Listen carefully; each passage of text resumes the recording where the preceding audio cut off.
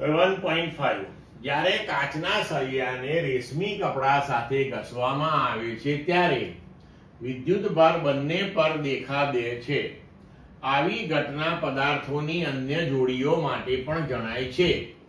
વિદ્યુતભાર સંરક્ષણના નિયમ સાથે આ બાબત કેવી રીતે સુસંગત છે તે સમજાવો. હવે જ્યારે કાચના સળિયા અને રેશમના કપડાને આપણે લઈએ ત્યારે ઘસ્યા પહેલા એ બંને વચ્ચે ઘર્ષણ કરાવતા પહેલા કાચના સળિયા પરનો વિદ્યુતભાર અને રેશમના ટુકડા પરનો વિદ્યુતભાર શૂન્ય છે.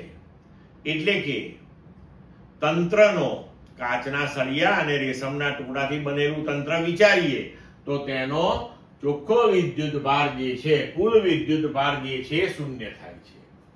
હવે જ્યારે કાચના સળિયાને રેશમના ટુકડા સાથે ઘસવામાં આવે ત્યારે કાચના સળિયા ઉપર ધન વિદ્યુતભાર અને રેશમના ટુકડા ઉપર ઋણ વિદ્યુતભાર જમા થાય છે.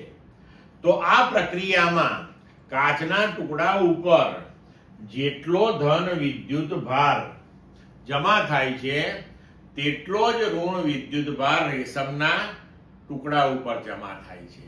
એટલે જો આપણે એ બંનેનો બૈજિક સરવાળો લઈએ તો તંત્રનો કુલ વિદ્યુતભાર એટલે કે ચોખ્ખો વિદ્યુતભાર એ શૂન્ય થશે.